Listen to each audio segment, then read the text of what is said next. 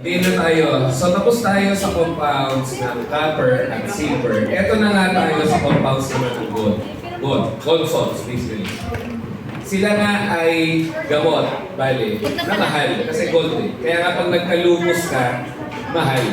Kasi drug of choice talaga sa lupus, gold salts. Systemic lupus sa rin naman process niya.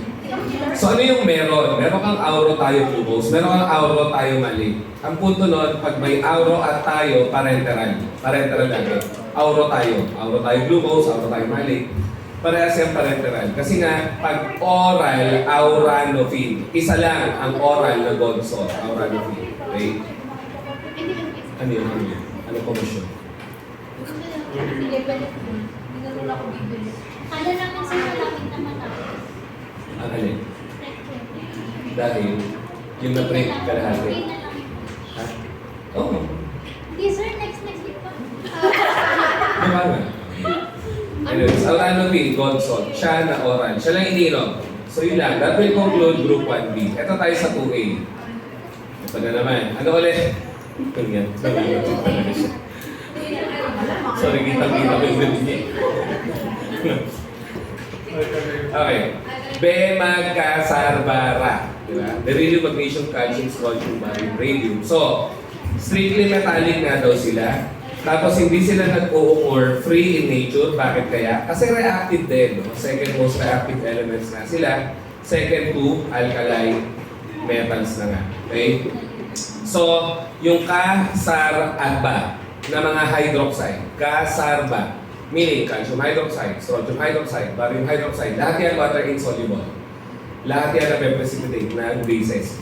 Okay? Yung nga lang, strongly basic sila. Bira yun, no? Kadalasan pag water insoluble, hindi ganun ka-reactive eh. Pero sila, kahit hindi sila masyado water soluble, sila ay basic, sila ay reactive. Okay?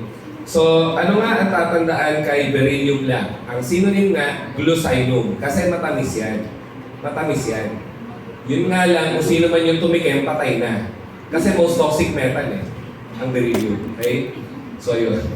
Totoo naman, kasi very toxic siya, most toxic metal. At marirelate mo yung tamis niya, no? Glucinum, so matamis, di ba?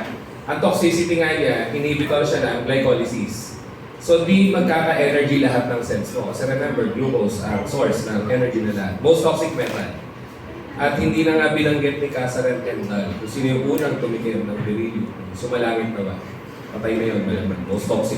Anyways, sakto yun. Oo, no? Nagkaroon tayo ng info. Hindi mo na kailangan. History. Isa pa, 20. Last words nyo. Matamis pa rin sa baby ko.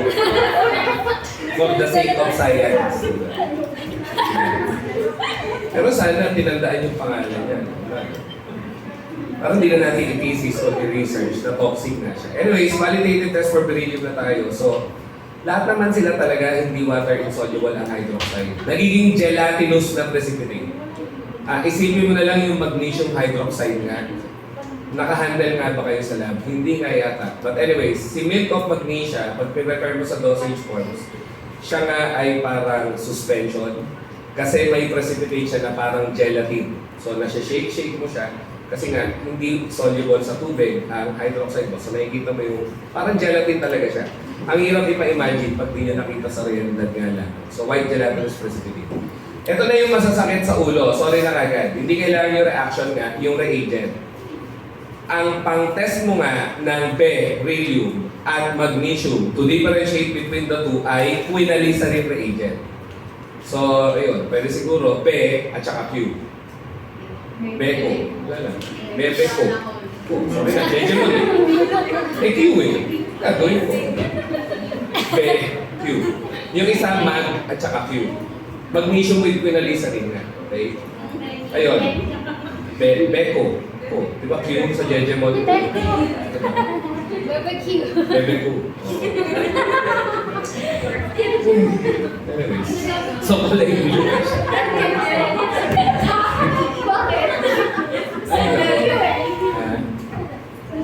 ayun. Yung number 3, ano nga, mahaba, no? Para nitrobenzene azoresorcinol. Hindi ko rin alam eh. Basta sa haba niya, sa hirap, matatandaan mo nga siya. Nag-contest siya ng beryllium at magnesium din. Yun lang. Sa quinalisarin reagent, parehas blue, beryllium magnesium. Okay? Sa para-nitrobenzene azoresorcinol nga, mag-o-orange ang beryllium po, blue pa rin ang magnesium. Mamaya na lang po. Okay?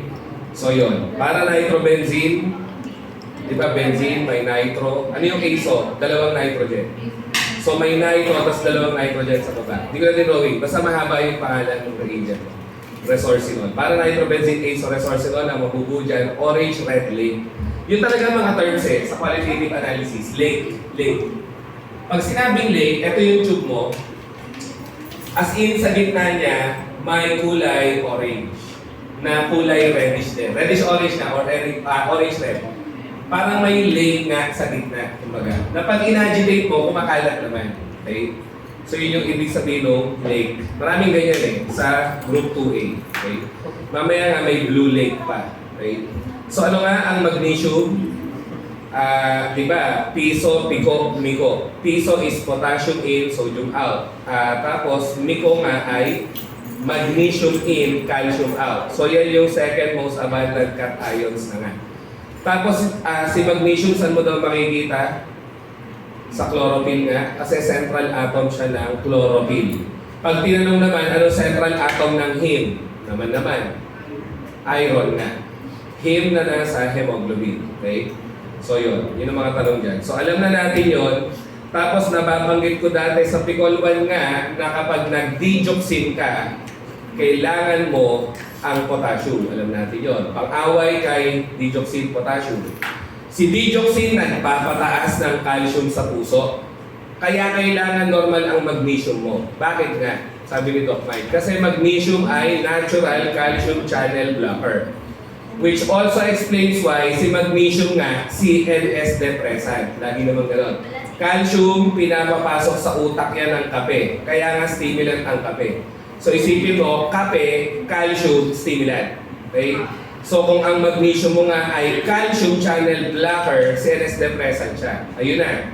Kaya nga saan ginagamit ang magnesium na CNS na sakit? Sa buntis. Galing. Pre-eclampsia. Di ba anticonvulsant sa buntis, magnesium sulfate? Or Epsom salt na lagi nga tinatanong. Okay? Ayun. Kasi nga magnesium can block calcium, therefore will cause CNS depression. And again, ang seizure, excessive yung stimulatory pathways mo or neurotransmitters mo. Okay? Ayun.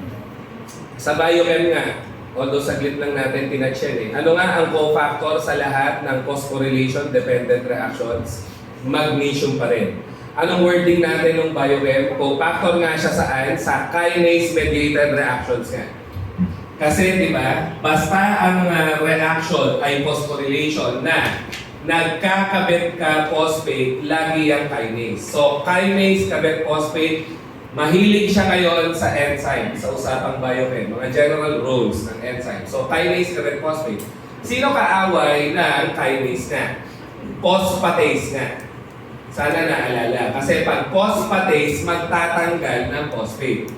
Sir, ano yung isa pa? Phosphorylase. Magkakaiba nga ang trabaho ng tatlo, kaya confusing. Kinase, kabit phosphate. Phosphatase, remove phosphate. Phosphorylase naman is breaking or lysis with use of phosphates. Example, may glycogen ka. Saan gawa ang glycogen? Sa glucose, tama. Papasok nga siya sa anong enzyme, sabi natin ng glycogenolysis. Glycogen phosphorylase. Kaya ang natatanggal sa kanya, glucose 1-phosphate. So, glucose ang laman nun, pero yung produkto may phosphate, ibig sabihin, pinutol nga siya. No? Si glycogen, pinutol ni phosphorylase using phosphates. So, yun yung phosphorylysis. Phosphorylysis. Ulit di ba kinase kabit phosphate? So, anong role niya? Yun ang habit niya sa module ko ngayon. Phosphorylation. Phosphatase, nagtatanggal ng phosphate And ano role niya? Phosphorylation. Phosphorylase, ano role? Phosphorylysis. Phosphorylysis. Ang tinatanong niya yung mismong reaction. Okay? So, yun. Tapos, saan ka na may kinase-mediated reactions din? Sa glycolysis na. Glucose metabolism. Di ba? Meron kang glucokinase, hexokinase, phosphofructokinase, pyruvate kinase, puro na lang kinase. Di ba? Saka na lang ulit. Nakakinase. Oo. Magnesium nga, pag ininom, magtatay ka, diarrhea. Sige. So ito na yung testing ng magnesium. Again, pare-pareha silang mag-gelatinous precipitate nga with bases. Okay, kahit huwag yung kulay. Si magnesium may specific at sensitive na reagent. Ang chemical name, 8-hydroxyquinoline, common name, oxime, kulay dilaw. Hindi ko rin alam pag i-imagine ko yung oxime, parang it implies yellow. I don't know, baka nga may mali sa utak ko. Pero parang tunog yellow or mukha siyang yellow. Oxime. Parang nagsha-shine, yellow. Anyways. So yun, ano nga kulay nito sa para-nitrobenzene azoresorcinol? Sabi ko kanina, pag beryllium, orange, red, the lake. Pag magnesium, ayan na, blue lake. So magkaiba. Ang nakakalito nga, yung quinalisarin, BQ, no? Beryllium Q, blue. Magnesium Q, blue pa rin. So, tinatanong na nga, ano ang pang-differentiate bale ng beryllium magnesium? Mag-add ka lang ng bromine water. Kasi, yung quinalisarin, pag na-precipitate ni beryllium, hindi na-dissolve. Pero magnesium, ma-precipitate ni quinalisarin, madi-dissolve ng bromine water. So, yun yung pang-differentiate. Ayun, nakalagay naman. Bromine water. Ulit, kung di na-capture, yung beryllium na may quinalisarin, insoluble sa bromine water. Pero yung magnesium na may quinalisarin, soluble sa bromine water. Oo, mahirap nga ang qualitative part talaga. Okay? Ayun. Tapos ang unpredictable part, sa dami niyang test na yan, hindi mo talaga masasabi kung sino ang itatanong. Okay? Iba-iba siya eh. Ayun nga. Tayo-sayo na itong kamakailan, bigla naging sulfate, bigla naging chloride, bigla naging chromate, bigla sulfide, iba-iba. Ayun. Although pag tinignan nyo to sa libro, ilan ang qualitative test kada metal ion? Umabot ng 15. Ganun karami. Kaya nilalagay ko lang yung tinatanong lang o naitanong na. Okay? So yun. Calcium tayo. Ano nga calcium? Miko nga eh, Miko. Second major, no? Extracellular cation. Diba? Magnesium in, calcium out. Sorry. Tapos ano alam natin sa calcium? Yung common na knowledge sa buto, diba? Ang patibay ng buto. Siya yung pumapasok sa bone cells para tumibay ang bone cells. Ang tawag sa proseso ay calcification, ano pa? Mineralization. Eh ano ang tawag sa proseso na kung saan yung buto nawawalan ng calcium? Resorption.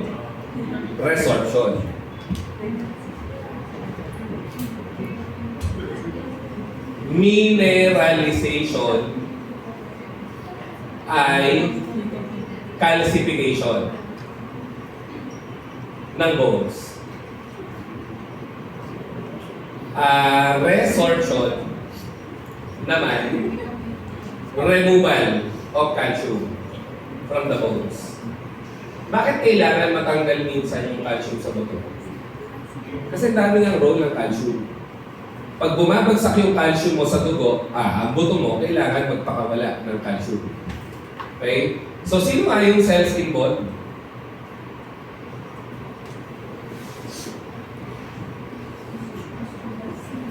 Ano ulit difference? Parang nabanggit ko ito lang eh. Baka namamali na naman ako ng mundo.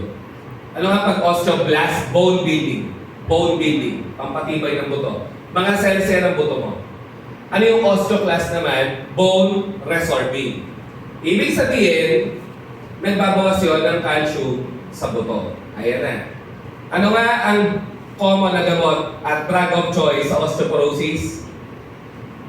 Lahat ng biphosphonates. O diba? Inorganic na naman. Okay? Although ang mga generic niyan, hindi halatang inorganic. Sino nga yan? Anong common nilang apelido? Tronate. Ale-dronate, Iban-dronate, Trice-dronate, Teludronate, Soledronate, nakikita siguro sa butika, pang osteoporosis nga sila. How do they work? They simply promote bone building cells and inhibit bone resorbing cells para tumibay nga yung buto mo. Hindi masyadong mabawasan ng calcium at pasukan pa ng more calcium. Okay? O sa dispensing, ano nga kakaiba dito sa mga biphosphonates? Sila lang ang gamot na bawal isabay sa orange juice. Bira yun, no? Bawal sa orange juice, sa mineral water, at kape. Mga common beverages, hindi yung pwede isabay sa kanya.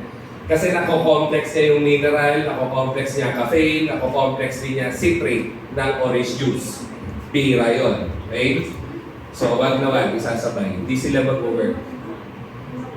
Ano yung ha? Sir, paano po i-detect kung bawal pati sa Ano? Alkaline water. Diba? Kung mataas yung pH. Diba? Ano pa ba?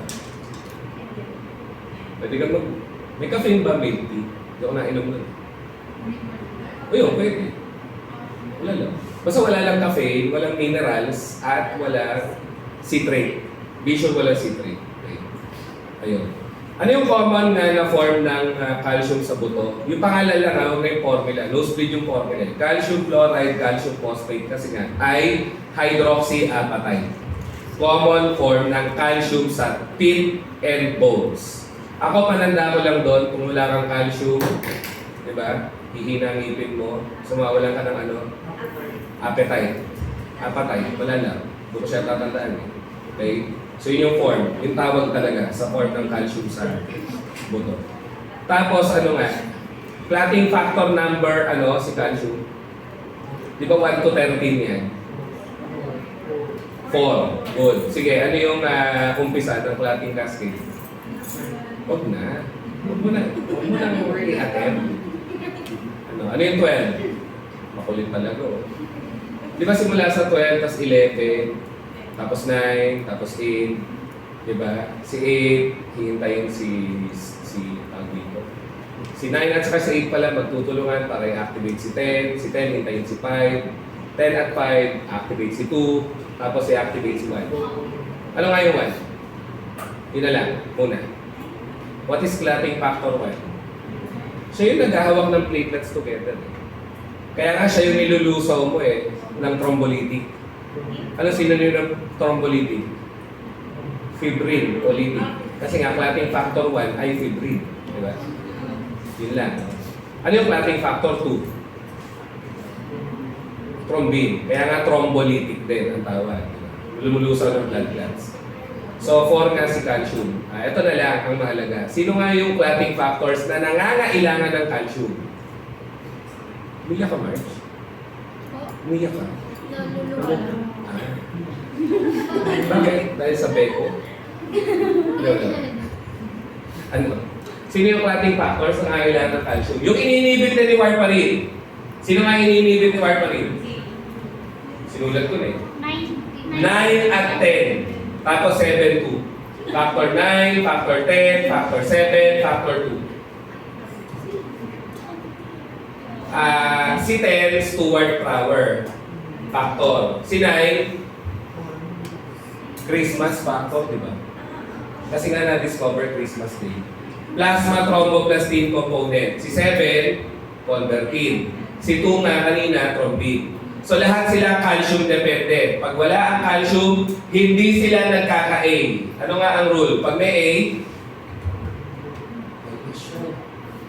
ano yung A? Active. Pag walang A, hindi active. Ang clotting factor mo, kailangan maging active para mag-clot. Yun lang yung A. Okay lang sila nagkaka-A. Sabi ko nga, that's the things we ignore Yung simple bagay. Yung tuloy itatanong sa'yo. So ano kailangan pala para magka-A sila? Calcium. Calcium.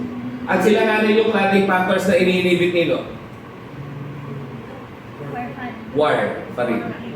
Kaya matandang-tanda yun eh. Di ba uso giyera sa gano'ng panahon? Wala na. War pa rin. 1972. Kasi 9, 10, 72.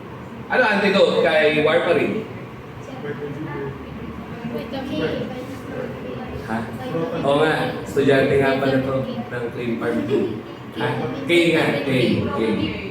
Protamine saan? Heparin. Ha? Kung mapagbabaliktad. Heparin. P.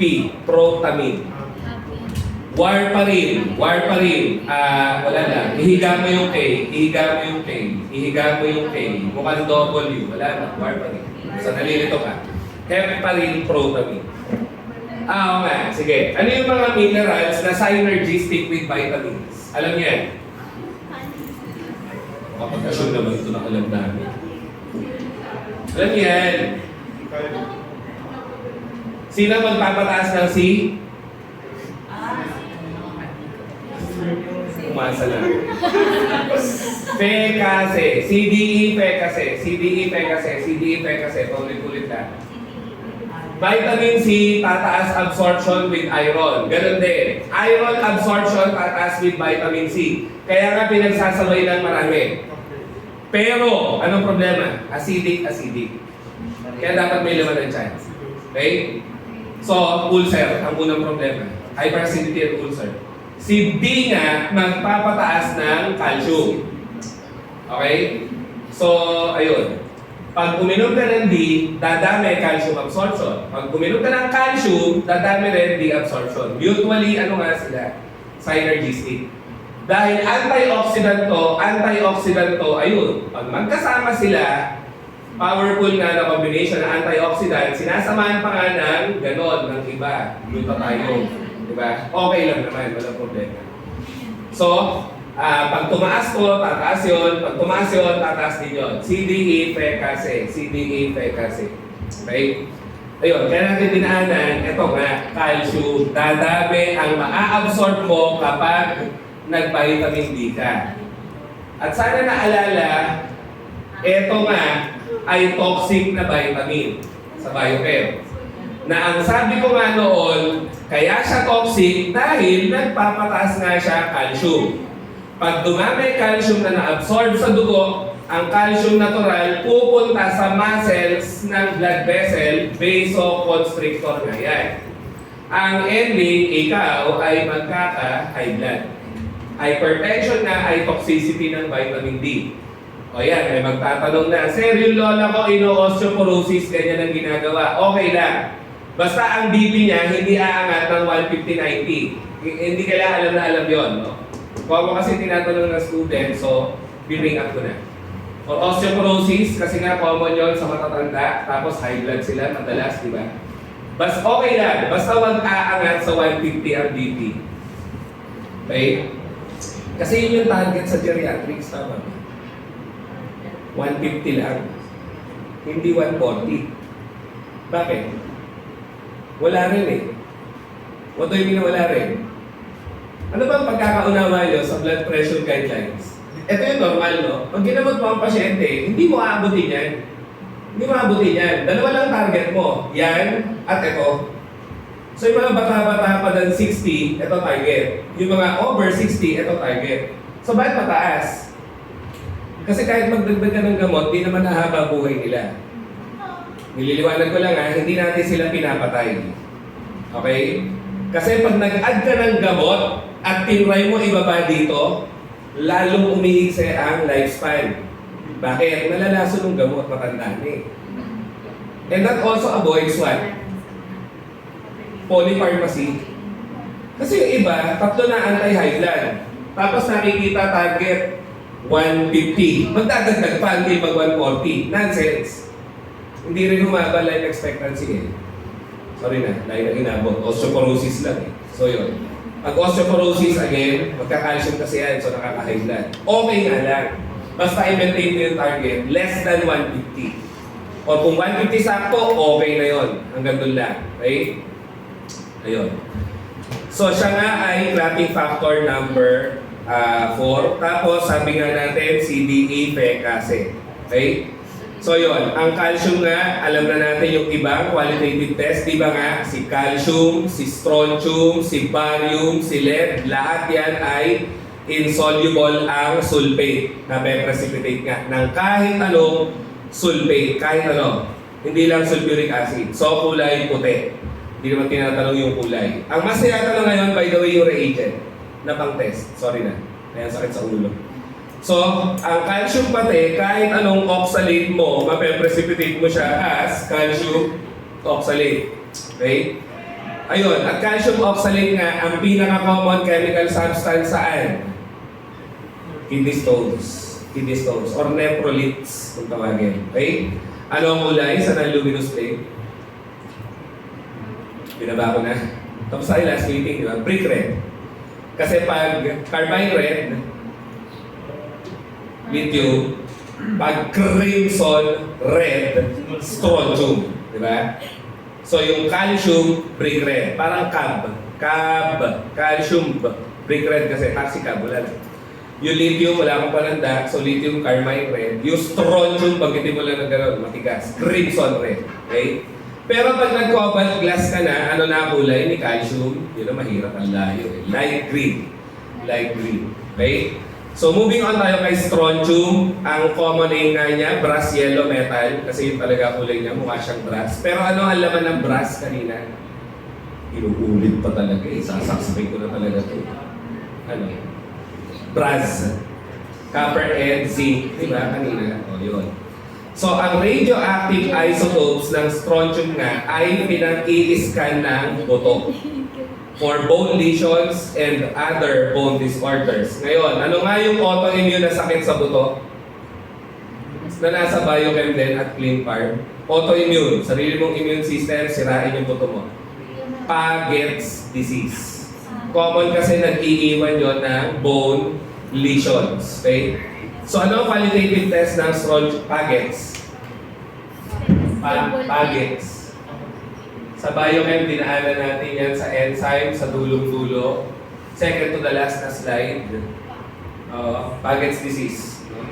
Kasi nga nandun yung enzyme na tumataas pag may sakit ka sa buto. Ano yung enzyme na tumataas pag may sakit ka sa buto? Alkaline phosphatase. Hindi mo rin malilimutan kasi nga ang calcium ay basic or alkaline. Okay? So, binanggit ko lang yung enzyme na tumataas pag may bone disorder, alkaline phosphatase. Ano ulit kulay ng strontium sa non-luminous flame? Kanina lang, crimson red. Pero, pag nag-cobalt plus ka, purple na. Sino nga yung counterpart niya? Potassium. Si potassium kasi, purple sa flame test. Pag nag-cobalt plus ka, mababaliktad, crimson red. Okay? Yun lang. Ang hirap ng mga kulay-kulay. Yung pala yung iba ang ginagawa nga daw, ewan ko mag-work sa inyo. Kunyari, di maalala talaga yung crimson red. No? Manang isulat mo yung strontium sa crimson red na post-it. O kaya naman, sulat mo si strontium, dikit mo sa something red. Diba? Tapos lagi mo titigan. As in, titigan. Hindi yan minamemorize eh. Visuals, ginagamit. Ang tamang paggamit, tititigan. Visual nga eh. Kasi pag minememorize mo, may papasok ang info, may matatanggal na naman. Okay? So yun, you have to tap the different compartments na. Sa dami. Okay? Huwag iasa lahat sa memorya. Masisira ulo mo. Hindi nga. Tingnan mo ako. Joke lang. So yun, malapit na siguro. Anyways, ano yung E? Barium. Barium nga ay baris. Meaning heavy. O, diba? Ay, sorry, Jerome. Umiyak ka rin? Hindi mo tamo. Nasa lamig yan. Pag nilalamigan ka lang, nagluluha kayo. Kakaiba yan ha? Heavy. So ano kulay ulit ng kanyang flame? Bluish green. Tapos pag nag-cobalt glass ka, same. Bluish green. Okay? Ayun na nga. Kaya nga siya yung pang-signal sa mga flare. Kunyari, sana mangyari, no? Lumubog yung barko, tapos di ba may flare? Pang ilaw, pang signal sa iba na may tao sa gitna ng karagatan, Tagalog na Tagalog. So para makita ka, you use flares. At may mga kulay nga sila. And usually, barium nga yung green. Kasi yung red, halo-halo nga. Pwede calcium, pwede lithium, pwede strontium. Sila nga yun, yung mga kulay, sa pyrotechnics at signaling flares. So ano ang qualitative test sa barium? Isa lang tatandaan mo dyan. Ano nga? Nagiging precipitate with sulfate. Laging tinatanong. Ang dakilang pang precipitate mo ng silver, ano ulit? Sa analysis 1 at saka kanina, chloride. Ano, dakilang pang precipitate ng barium, laging sulfate. Lagi. Okay? So yun, huwag na nga yung kulay. And again, ang flame test nga niya, kaya naka-cobalt glass ka, kaya hindi, ay bluish green. Ra is radium. Siya nga ay kinuha sa pangalan na radius, na literal meaning ray. Ray, wala lang, ray, radius. So, saan nga siya nakukuha? Radioactive decay ng radon-niton. Ewan ko tinatanong kasi yung synonym ng radon. Kaya yung binabanggit diretso, radon-niton, radon-niton, radon-niton. Okay? So yun. It's the first ever radioactive nucleus na nagkaroon ng medical use. Pinampapatay nga siya ng cancer cells dati. At siya nga ang second radioactive element na na-discover after uranium. So uranium, ang first ever radioactive element discovered. Second nga ay radon. Okay? Ay, radon tuloy. Sorry. Radium nga. Radium. Okay? Ayun. Pero hindi ginamit sa medicine nga ang uranium. Si radium nga. Kaya si radium ang first ever radioactive nucleus, okay, na ginamit sa medicine. Ang hirap ng radiopharma, to be honest. Yun lang. Magnesium tayo ulit. Compounds naman. Mag-aldrate, tinatanong sa clean farm, ano daw laman? Alata naman Mag-al, magnesium, aluminum, na hydrated. Hydrated, kaya drain yung dulo. So ang laman nga ay magnesium hydroxide, aluminum hydroxide na hydrated. Okay? Yun lang. At pag na-hydrate nga kasi magkaka-hydroxide. No? Anyways, may sulfate din pero hindi na mahalaga. So ano gamit ni Magaldrate? Sa ibang bansa, uso nga yan na locally acting antacid or non-absorbable antacid. Yan ay common property ng anong klaseng antacid? Yung may aluminum. Kasi nga ang aluminum nagko-constrict ng pores. So siya mismo magpe-prevent sarili niyang absorption. Kaya doon lang siya sa stomach and duodenum. Ulit, basta may aluminum, local na antacid nga yan. Okay? Local na antacid. And then si magnesium citrate, laging tinatanong, yung panahon nga lang namin, ngayon hindi na, purgative lemon. Purgative lemon. Lasa kasi siyang lemon at pupupo ka nga kasi may magnesium So anong alternate name pa? Limonada purgante. Madali naman. Limonada purgante and then purgative lemon. Okay? So yun lang. At saka ay natural, may magnesium, magtatay ka, so saline cathartic automatic. Okay? Sino nga yung milk of magnesia? Mag-hydroxide. Ano kulay daw dapat ng bote? Para ma-enhance ang kanyang white color kasi nga kulay dilaw, mukhang panis na gatas, so gawin mong blue ang container para aesthetic. Okay? At yan nga ay antacid, syempre, no? Yun nga lang nagkokos ng diarrhea, kaya sinasamahan mo ng aluminum hydroxide. Okay? So yun. Yun na nga. Maalox, di ba? Tsaka Kremil. Kremil. Again, ano yung S? Tinatanong din yun, symmetrical, yun lagi. Ano daw yung class ng maalox? Ganun pa rin. Symmetrical pa rin. So, milk of magnesia. Then, we have mag oxide. Ito naman ang tawag ay magnesia lang, pwede na. Calcine magnesia, pwede rin. Sa PPAR, meron ka pang dalawang form. Meron light and heavy magnesia. Parehas naman ang component, magnesium oxide. Mas malaki lang, particle size no heavy magnesia. Sorry, hindi pala ko pala. Yan, heavy magnesia. So dati siyang antacid, ang pinakatatandaan nga lang dyan ay, hindi laxative Component siya ng universal antidote. Ayan na. Ano nga ba laman ng universal antidote? May activated charcoal, tannic acid, magnesium oxide. Tatlo At tinatanong din ang mga roles. Ano role ng activated charcoal? Universal di ba?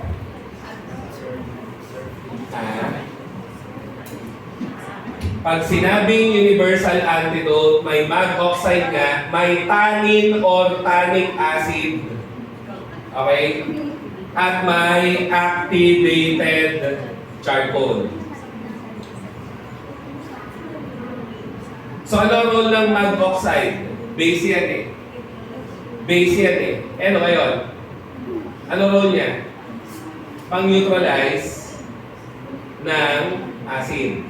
Kasi nga, most drugs ay weak acid. Yun yung sinasandalan mo. Kaya meron kang base. Okay? Ano role ng tannic acid? Protein precipitant. Para in case may bacteria at toxin na nainom ka, made-deactivate ka agad. At ang pinaka-versatile nga na laman nun ay si activated charcoal na, ano ulit? Ad o ab? Ad, di ba? Adsorbent. Adsorbent. Dapat alam. Sa surface lang niya ikinakabit. And for the longest time, we have been seeing the term activated. What made it activated nga? Paano mo daw gagawing activated ang charcoal? Ang charcoal uling nga eh. Paano siya naging activated? Reduce particle size. Kasi sabi ng biopark teacher nyo rin, pag mababa particle size, malaki surface area. At kung malaki surface area, maraming kakapit sa kanya. Okay? Pag hindi mo siya ni-reduce particle size, well, yung malaking yon, una, hindi mo naman maiinom talaga, na gano'ng kalaki uling, natural lang. Hindi rin magkakabit ng maraming lason. Kasi restricted yung particles eh. Hindi ka kaya nang ni-reduce mo, pag inom mo, kakalat siya. At kada particle, ang dami-daming kayang ikapit. Kaya nga tinawag na activated. Mas reactive siya pag reduce particle size. Mas adsorbent siya pag reduce ang particle size. Most common tablet na anti-adherent nga, glidant pa, at lubricant nga ay sino? Dapat alam na alam. Magnesium stearate nga. Okay? And yung most common binder ng tablet, starch. Most common disintegrant, starch pa rin. Kaso ano difference sa concentration? Pag binder ang starch mo, 5 to 10%. Pag disintegrant ang starch mo, ano pagbili pa? Pag binder, 5 to 10. Pag disintegrant, 10 to 15%. 5 to 10, 10 to 15. Hindi ka nga makamali eh. Sino una sa alphabet? Binder o disintegrant? Binder. So yun yung 5 to 10. Diba? Yung disintegrant na nasa baba niya, 10 to 15. Magkasunod lang naman, dalawa lang naman yan. So ano most common diluent? Lactose. Na bawal sa lactose intolerant. Yun lang naman. But anyways, kung tableta yan, konti lang naman. Okay? Kaya ba? Kaya ba? Papaihit ka eh. Ayun. 5 to 10, 10 to 15 starch. Ha? Binder, disintegrant respectively. Lubricant, stearate, sige. Diluent nga, lactose. Huwag kakalimutan ang common tablet additives mo. May walang napo na uri. Pantay pala yan. Walang napo mo. Ano, pinasa mo yung jeans mo sa kanya. Sa'yo ngayon, sala-sala eh.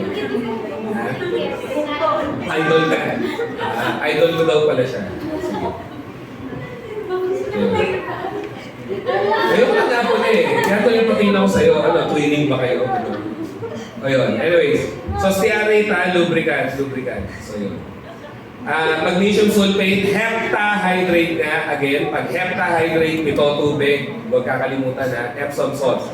Huwag kakalimutan din ang gamit. Pag tinurok, ano siya?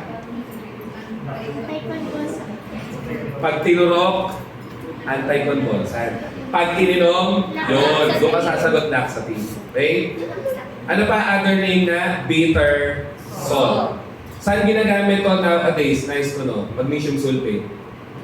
Pinandadilate ng bile duct. Para pag may gallstone ka, madali malalaglag, lalabas sa pupo. Pero kailangan mong i-lubricate nga yung gallstone. Ano sabi ng mga gastroenterologists?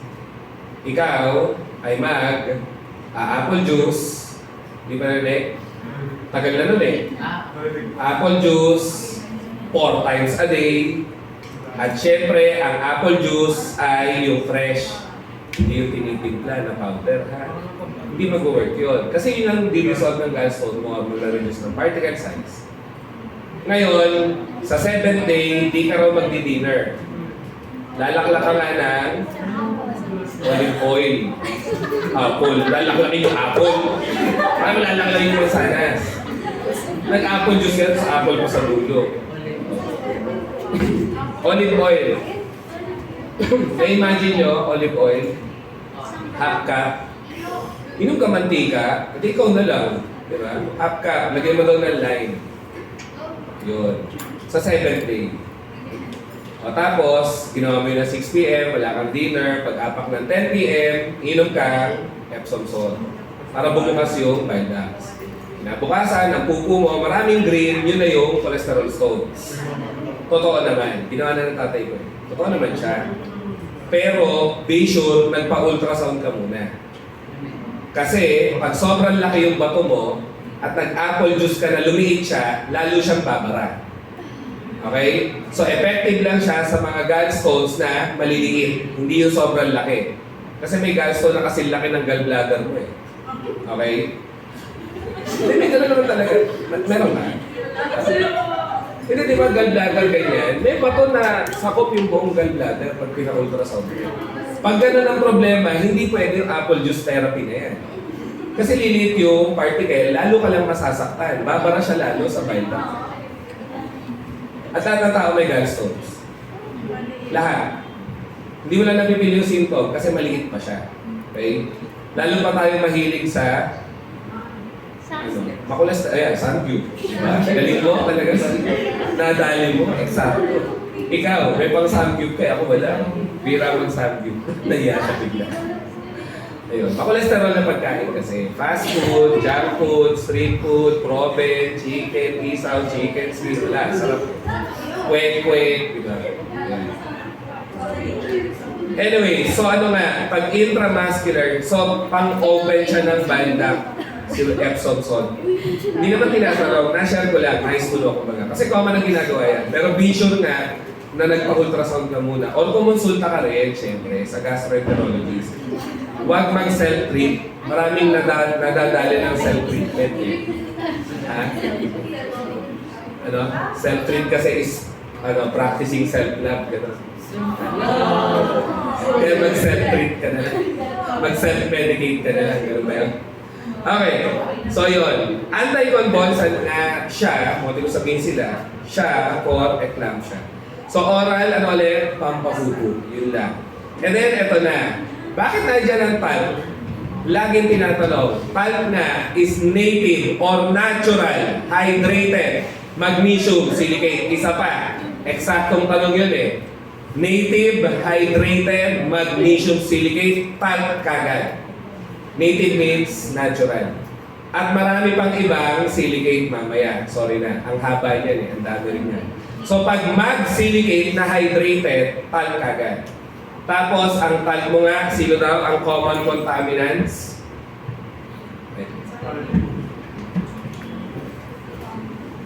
Sino ang common contaminants ng talc? Nasa pangalan din niya. Ito na naman tayo. Contaminant niya ay ferric oxide. Contaminant niya ay aluminum oxide. Contaminant niya ay calcium oxide. So yung contaminant niya, nasa loob niya, wala. Nasa loob niya, di ba? Yung iron, yung aluminum, yung calcium, contaminant niya, nasa loob niya. Okay? Ito ko siya tatandaan. Tapos ano nga, French chalk, di tinatanong yun. Soapstone, dapat alam. Tsaka talcum pa. Talcum madali naman. Soapstone. At galing nga sa soapstone, matatandaan mo na siya ang softest mineral lode. Softest mineral lode. Soapstone, softest. Okay? Ayun. So, ando naman pala, native hydrated, magnesium silicate, softest mineral lode. Ano gamit ng talc? Ha? Cosmetics, ano pa? Protective nga. Dusting powder. Dusting powder. Kunyari may region ng skin, hindi pwedeng mabasa, maybe because of a treatment or something that can react with water. Lagyan mo ng talc. Protective. Layer ang talc para hindi pasukin ng tubig. Okay? Ano pa? Cosmetics, sige. Ano nga ba sa cosmetics ang talc? Ay, sa pulbos. Para iwas oil at saka bawas pawis. Diba? Sa tablet manufacturing nga, ano gamit ng iyong talc? Desiccant or drying agent. Yun ang unang mong may isip. Ano pa? Filtering agent. Tama ba? Na-try nyo na maglagay ng talc. Kunyari yung solution mo, sobrang turbid. Ha? Ayun nga, sobrang turbid siya. Lagyan mo ng talc, dahil lalo magtuturbid. Kaso yung talc kasi na-absorb yung impurities. Kaya pag pinilter mo, yung talc nasa filter paper kasama ng impurities. Pagbaba niya, clear na siya. Ang tawag sa gano'n ay clarifying agent din. Clarifying, kasi ginagawang clear ang iyong solution. Yun lang. Filtering aid, clarifying agent. Moving on tayo sa calcium. Ano nga yung chocolate, calcium, carbonate, nandiyan na po. at hindi nga siya water soluble, so hindi siya absorbable, so non-systemic antacid. Yun lang kung lagi mong gamit, at kung mataas ang dose mo, ma-absorb ko siya. Ayun, kaya nga mataas yung dose ng calcium carbonate na ginagamit na anti-osteoporotic. Diba? Anti-osteoporotic. So, pang-prevent mo nga siya ng osteoporosis, pati. Okay? Ano brand name na sikat? Tabs. Tsaka, Calciate. Diba? Calciate. So, ano ang problema dito kapag lagi mong iniinom nga lang? Pwede siya mag-cause ng renal failure, kasabay ay high blood, at kasabay alkalosis. Again, alkalosis kasi base. Renal failure bakit? Nagko-constrict ng renal arteries. Eh, para saan ba renal arteries mo? Di ba, ganun nga yun. Renal artery. Papasok sana dugo para ma-filter sa glomerulus para yun ang itatapon mo sa bibig. Nagko-constrict ang calcium doon eh. So walang papasok na dugo, wala kang iihi. Renal failure nga. So renal failure, alkalosis, at dahil constrictor nga siya ng blood vessels, hypertension, pag pinagsama yung tatlo, ano tawag? Milk alkaline syndrome nga sa clean part. Okay? So yun, calcium chloride, bale, ano ulit pag may chloride? Muriate nga eh. So, ano nga kadalasan ng calcium? Lime. Kaya, muriate of lime. Oops, sorry. Muriate of lime. Saan natin ito nakita kanina? Sana naalala. Sa Orisol, andun siya. Sa Hartmann solution. Di ba? Sodium, potassium, calcium, chloride nga. Sabi natin, no? Ang common na laman nun. So, ano sila lahat? Sila Hartmann solution, sila lactated ringers, lahat yun, electrolyte replenisher nga. Di ba? Andun naman kanina. Tapos, ano gamot sa mataas na potassium? Salbutamol, sabi natin noon. Kasi ang salbutamol mo, nagpapapasok ng potassium sa endothelial cells. Ngayon, kung hindi pwede mag-salbutamol ang pasyente dahil nagpapatibok ng puso rin ang salbutamol, no, pwede ka nga mag-calcium chloride. Kasi calcium stimulates potassium uptake into cells. Simple lang eh. Anong charge ng calcium mo? Positive. So magturo ka ng positive, dadami positive sa dugo mo. Ma-obliga ngayon ng cells mo, manguha ng positive. Isa nga doon, potassium. Okay? So for hyperkalemia, you can use calcium chloride nga. Tapos ano yung calcium gluconate? Anong tatandaan doon at pinaka-tinatanong doon? Kung kailangan mo ng ituturok na calcium gluconate na ang best option. Maganda ang kinetics, maganda ang bioaid. Gluconate. Kung kailangan mo naman oral calcium, dapat, ano pinaka-best option mo? Lactate. So, calcium lactate, oral, best oral salt of calcium. Best parenteral salt of calcium naman, gluconate. Okay? So, yun. Ayun. Parenteral, ID. So, moving on tayo sa calcium hydroxide. Ano nga ulit ang itinawag natin noon? Slaked lime. Lime nga siya na tinubigan. Di ba? Kaya pwede mo rin tawagin hydrated lime. Ganun lang. Okay? So, ano gamit ng slaked lime nga? Topical astringent, sige. Pero hindi naman tinatanong. Ano nga yung na-discuss natin? Kasama niya sodium or potassium hydroxide sa carbon dioxide absorption tube na nilalagay nga sa mga oxygen tank pag naka-oxygenate pasyente para hindi bumalik yung carbon dioxide na-absorb ng NaOH, magre-react sa calcium hydroxide. Drawing pa natin reaction noon. Calcium hypochlorite nga, may oxygen. No? Pag mababa oxygen, hypo. Di ba? So yun. Pag dalawa oxygen yan, edi sino na yan? Limutan agad. Yung pinakababa oxygen, hypo. Yung second lowest ay tanggalin mo yung hypo. Magiging chloride. Di ba? Pag tatlo na oxygen, chlorate. Pag mataas na oxygen or apat na, perchlorate na. Di ba? Sa GenChem. So yun, ano nga tawag dito? Madali naman. Kasi parang chlorine na talaga to eh. Ano ulit to? Lime. Chlorinated lime. Diba? Chlorinated lime. So yun. Pwede mo nga rin tawagin bleaching powder pero di tinatanong yun. Yung chlorinated lime ang kailangan. So again, ang hypochlorite ay too irritating. Parang Clorox. Kaya hindi pwede antiseptic. Disinfectant nga lang. Okay?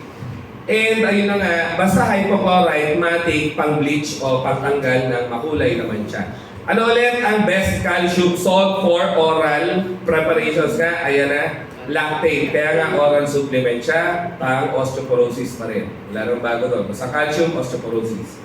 And si calcium oxide, ano ulit tawag? Lime, an additional word or synonym can be quicklime. Okay? So, ayun na nga. Saan natin siya nakita kanina? Si lime with blue vitriol. Here. Bordeaux mixture. Di ba? Na lagi nga tinatanong. Bordeaux mixture. Tapos, this time may dadagdag pa tayo. Blemixes solution. Na magkakanda bulol-bulol ka na nga sa spelling niya. Kasi may X, may C, may K, I know, tapos may apostrophe S pa. So, Blemixes solution. Okay? Ang laman nga nun, bale, ay sulfurated lime talaga. Or other name niya yun talaga eh. Sulfurated lime is also Blemixes. So, ano naman ng Blemixes? May lime, at saka may sublimed sulfur. Okay? Sulfurated lime. Sulfurated lime. Ang laman ay lime, at saka okay, sinabi ko, sublimed sulfur, sorry. Sublimed sulfur. Ang tawag nga sa sublimed sulfur, flowers of sulfur. Nasa Rogers Inorganic Partner kasi ito. Flowers of sulfur is also sublimed sulfur. Ito, alam naman natin, lime. Ano yung Bordeaux mixture kanina? Calcium oxide, cupric, sulfate. Di ba? Ayun. Ano yung white lotion? Na-challenge talaga ang memory natin dito. Ano yung white lotion? Sulfurated potash na may zinc sulfate. Basta puti, zinc. Basta puti, zinc. Tama di ba? White lotion USB. Tapos ano synonym ng sulfurated potash? Sulfurated potash. Liver of sulfur. Di ba? Ayan na nga. May flowers of sulfur kasi. Singin ko na. Tatlo kasi ang forms ng sulfur. So, liver of sulfur, yung sulfurated potash. Flowers of sulfur, sublimed sulfur. Meron ka pang makikita milk of sulfur. Ano yung milk of sulfur? Okay, nalimutan ko bigla. Andun eh. Precipitated sulfur kasi. Ayun. Precipitated sulfur. So, tatlo nga sila. Liver of sulfur is sulfurated potash. Flowers of sulfur ay sublimed sulfur. So, flowers, sublimed sulfur. Yung precipitated, maraming I, so milk of sulfur. Okay? Ayun. At makikita mo nga sa Bordeaux mixture with blue vitriol, ang iyong lime. Okay? Bordeaux mixture, lime with cupric sulfate na. Dibasic calcium phosphate, inaasahan mo na kagad, dalawa calcium, no? Dibasic nga eh. Kasi di ba, dibasic phosphate nga ito na may negative 2. So napunta doon, kaya naging dibasic calcium phosphate. So yan nga ang common source ng calcium at phosphorus sa buntis. Kasi yan ay hindi masyadong napasok sa placenta. Tapos, ginagamit din siyang dental abrasive. Ano nga pag dental abrasive? Pinangkikis-kis literal ng ngipin para kuminis. Oo, mga water-insoluble salts yan na pinangkakayod literal ng ngipin, no? Para pag medyo magaspang na yung ngipin mo at hindi na siya shiny, ang ending, makintab ulit. Yun ang role ng mga dental abrasive. At kadalasan nga inorganic yan na water-insoluble salts. And one of them would be dibasic calcium phosphate. Ano daw nangyayari sa buto na sinunog? Nagiging tribasic calcium phosphate. Kaya nga ang tawag, ganun lang, bone ash. Tinanong sa amin yan nun eh. Yung bone ash, ano daw meron? Calcium phosphate. Tribasic. Okay? Siyempre wala na siyang tubig. No? Sinunog eh. Anyways, eto pa tayo sa, ano na nga to? Calcium pa rin. Strontium na, sorry. Tama. SAR na nga. SAR, strontium. Strontium bromide ay may bromide na naman. So ano nga yan? Sedative hypnotic na anti-convulsant nga.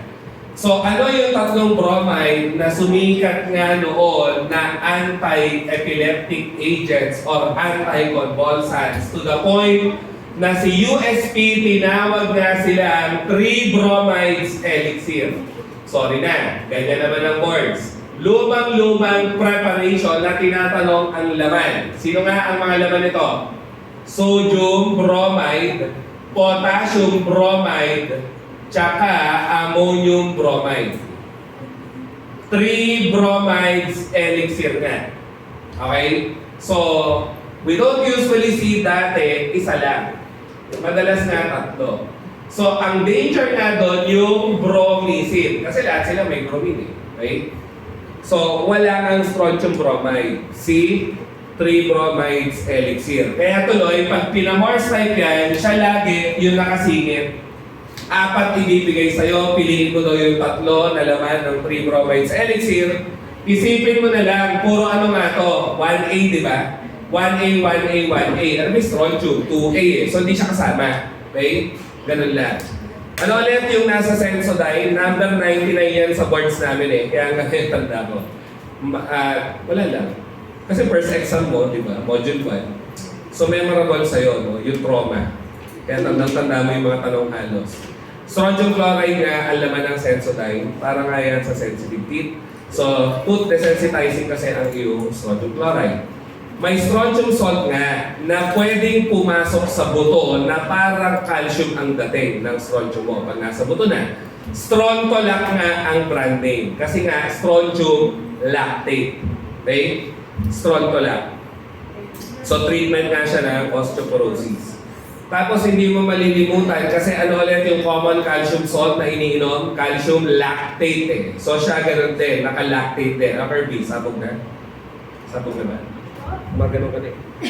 Alam mo sa sabog na eh. Okay, sige. So yun, Strontolac. Okay? Then, yung ano nga ulit yung parenteral na calcium? Repetition is the key ha? Kasi ang dami niyan eh. Ulit-ulitin mo talaga siya eh ha? Gluconate. So yun. Si barium nga, ang compound na sikat ay barium hydroxide, tapos carbon dioxide absorber siya kapalit ni calcium hydroxide, hindi naman tinatanong. Ang kailangan mong matandaan, Baryta water, ano daw laman? Yun na yun, Baryta water, di barium hydroxide nga, ganun lang. Okay? And then, barium sulfate nga, ano synonym nito? Barium meal. Oo, pinapainom kasi yan, pero hindi siya absorbable. Ano ang sikat na talong at gamit nga ng barium sulfate na kilalang-kilala ng mga radtech? Radio-opaque contrast media. Okay? It renders something opaque to X-ray kasi. So pag ininom mo yan kunyari, no? Ininom mo, non-absorbable, pupunta siya sa GIT canal. Okay? So dapat lahat yon blanco pag in-X-ray. Ngayon, kung may bara ka sa GIT canal, hihinto doon yung barium sulfate. So, yun lang yung blanco, yung kadugtong nakikita sa X-ray. So, pang-detect nga siya ng baradong GIT. Okay? Na pwedeng mangyari after surgery or kapag ikaw ay may inflammatory bowel disease or may colon cancer. Ano ba pag inflammatory bowel disease? Sa PICOL 2, namamaga nga ang small or large intestine mo. At inaatake yan ng normal mong immune cells. Hindi nga sakit ng Pinoy ang IBD. Pero kakaafam ng mga Pinoy na mana na nga natin. Nothing against the preference. Siyempre, kanya-kanya. Point being, dati 0 cases tayo niyan. Ngayon, nasa 1,000 na ang may IBD. Eh kasi namamana na natin yung genes. Si Mark? Nag-aafam ka? Wala mo, mabugtis ka, di natin sure. What if lang naman? Diba? O yun. Tapos ang tinanong sa amin, last item, boards namin lithophone. Ano daw laman ng lithophone? Sakit sa ulo. Buti na lang naaral ko siya. Zinc sulfide, tsaka barium sulfate. Ang nakakaasar doon, hindi nga pang pharmacy kasi lithophone, pero nasa Rogers in Org Farm Chem na libro, yan nga ay paggawa ng pintura. O, di ba nakakaasar? Ang pintura sa tatanong sa'yo. Talaga matutraumatize ka di ba? Oh, anyway, so yun. Blank fix. Kasi nga, pintura, fix. Yun lang. Kaya blank fix. At ang konteksto ng blank kasi, usually, puti. Okay? Yun lang. Blank fix. Permanent white pa nga. Ayun, lithophone. 2B. Sino yung 2B? O, nakakadalang group na tayo. 1A, 1B. Ilan na lang? Konti na lang yan. 2A, 2B, 3A, 3B. Kasi may AC yun. Wala masyadong mahalaga doon eh. Nasa 1A, 2A ang marami, syempre. Sila yung mga common nating gamot eh. O tubig nga ay, ano tawag? Hindi, tawag muna sa pamilya.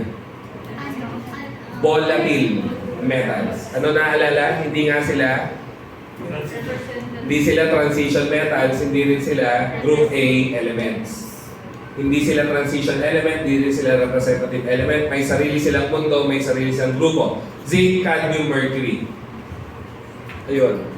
Sino dyan ang hindi masyadong toxic pag tinanong? Sino yung least toxic na volatile metal? Zinc nga, nilalagay mo nga sa supplement eh. Tama? Neutrophils with lysine, may zinc pa yung iba. Tapos Consaze, ano yung Consaze? Di ba? Kaya nga say yun eh, may zinc, may vitamin A, may vitamin C, may vitamin E. Di ba? Centrum complete, ang dulo, A to Z. Zinc pa rin, no? So yun. Si zinc and cadmium nga ay pwede mong makita in the free and combined state. Si mercury, actually ganoon din, free and combined state. Pero mas common nga lang kay mercury yung free. Free state. Yung unreacted ba? Okay? At saan mo nga siya makikita? Sa lab. Siyempre, sa thermometer, di ba? Free mercury yun eh. Walang nakakabit na non-metal. Diba? So sila nga ay weak bases. Bakit? Amphoteric sila. Dapat alam na alam. Amphoteric. Ano ulit pag amphoteric? Pwede mag-react both as acid and base. Okay? So, they form nga daw yung tinatawag na amphoteric hydroxides. So, malimutan mo na yung iba sa tatlong yan, wag lang zinc, kasi mataas ang amphotericity ng kanyang hydroxide. Although impurity, cadmium hydroxide, mercury hydroxide, amphoteric din, pero ito ang mas mahalaga nga.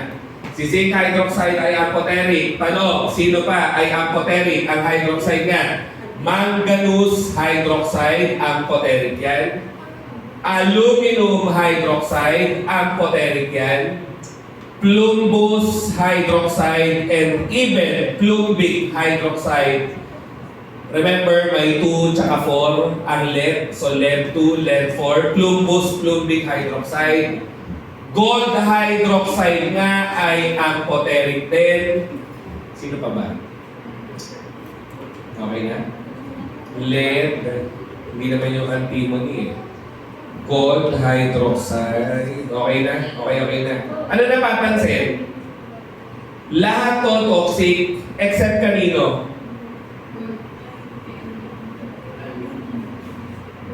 Kaya siya inilagay sa antacid. Tinatanong na sa clean part. Hindi pikol, clean part. Bakit aluminum hydroxide ang common na laman ng OTC antacids? Kasi nga siya ay amphoteric. Ano ngayon? Pag hindi kasi amphoteric ang ginamit mo, kagaya nito, parang nasabi ko to last time eh. Ano problema? Masyadong basic. So grabe ang acid neutralizing capacity. Ang ending, maglalaban yung parietal cell mo. Teka muna, inubos mo yung HCl ko. Ano gagawin ng parietal cell mo? Maglalabas ng more HCl. Kaya pag tinigil mo ito, ano side effect nga? Rebound hyperacidity. Diba? Di sinabi ko dito eh. Diba?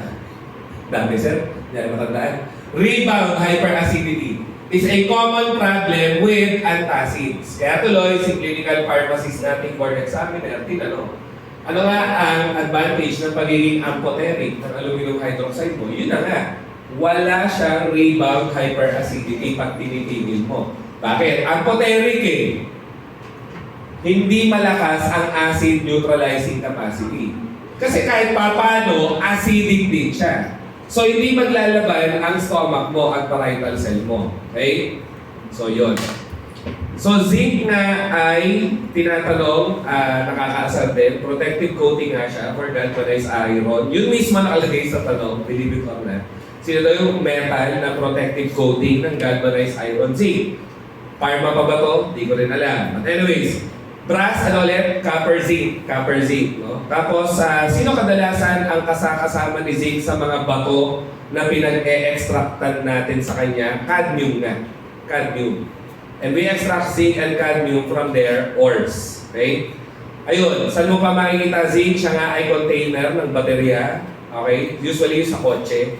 Tapos, again, pharma pa ba ito? Hindi ko na rin sure. Pero nasa Rogers yan. Essential trace element nga siya. Ibig sabihin, pag nagkulang ka, may sakit ka, magkakasakit ka. At lagi pa rin tinatanong, ang zinc deficiency nga ay parakeratosis. Parakeratosis. Parakeratosis. Na ang problema mo, yung keratin mo sa skin ay nagkaka-nucleus. Usually, ang nagkaka-nucleus kasi mucous membranes. Anong implication? Kaya tayo nililibag. Sorry na sa term, hindi naman talaga eh. Kaya tayo nililibag, you are losing your skin. You're shedding your skin. Okay? Bakit day by day nawawalan ka ng skin? Walang nucleus eh. Okay? So ano ang problema mo pag nucleated ang stratum corneum mo or yung skin mo na lang? Mabilis nga yung turnover. Ano ibig sabihin ng turnover? Mabilis ka nagpapalit balat. Kaya parang keratosis yung parang may malaking patches ng balat na parang natatanggal ng pusa. Kasi mabilis sila magpalit ng balat. Usually natatanggal ang balat pag naligo ka. Okay? At saka pag kinuskus mo nga, yun yung libag, yun ang dead skin cells. Okay?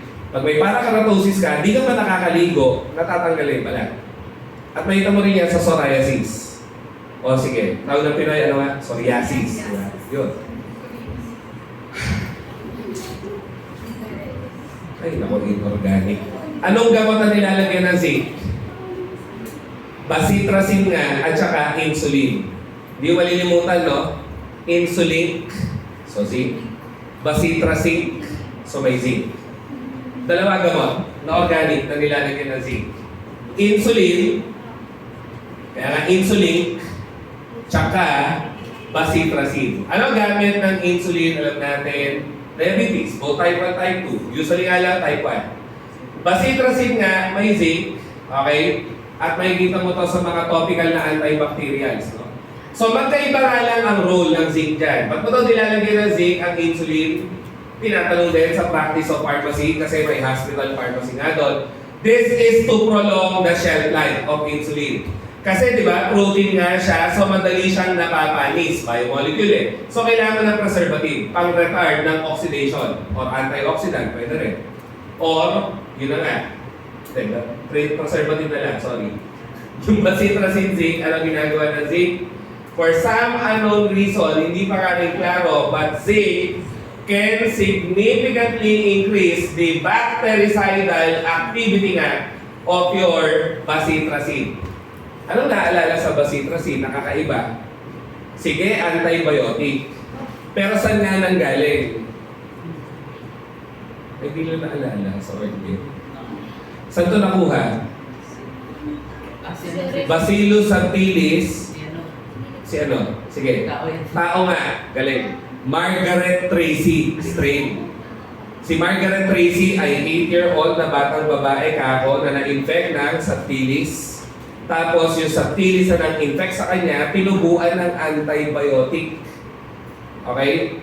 So kakaiba. Kasi yung mikrobyo, yung bacteria, nag-produce lang ng antibiotic nung tumira sa batang babae na yun. Subukan mangyari ngayon, ang yaman mo na siguro. Sino mo yung katawan mo, gumawa ng gamot, di ba? Yun, yung implication. Eh, hindi na nga naulit. Okay? Ganda na naman ng titig mo. Hindi na seizure yun eh. Iba na eh. Gano'n na. Nisip mo, tubo ang antibiotic. Kung pero talaga ito no? Alata eh. Anyways, joke lang po. So, yun na nga. Ayun. Oo nga, doon pala. Ba't nilalagay ng zinc, yung mga pediatric supplements? Immune booster nga rin. Okay? Yun lang. Para keratosis pag kulang ka, kaya kailangan mag-zinc. At lagi tinatanong yan, hindi man module 1, clean farm din. Oo, mga health-related topics kasi nasa clean farm na yan. Para keratosis, pag kulang ka, sa zinc. Moving on tayo kay, ano toxicity ng zinc pala?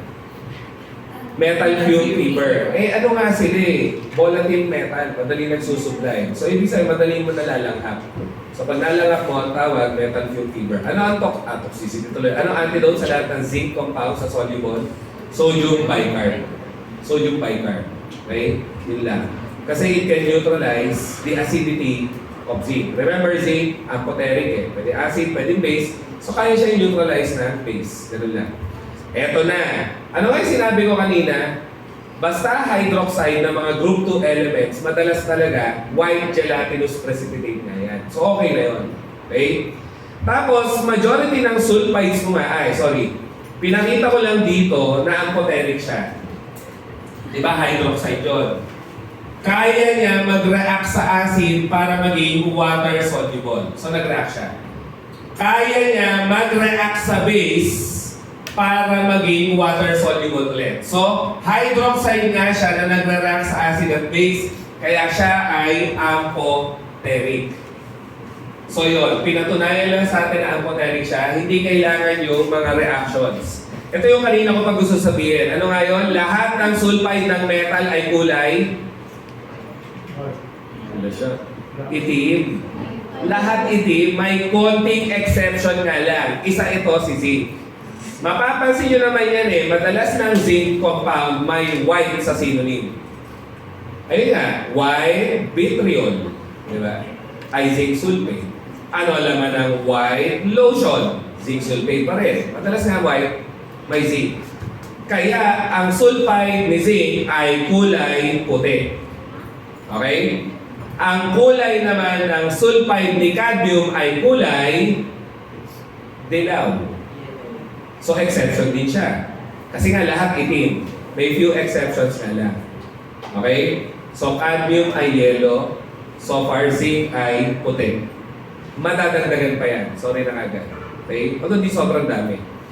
Ayun. Tapos, ano yung pinaka-specific na test for zinc dati pa? Yung formation nga ng cobalt zincate.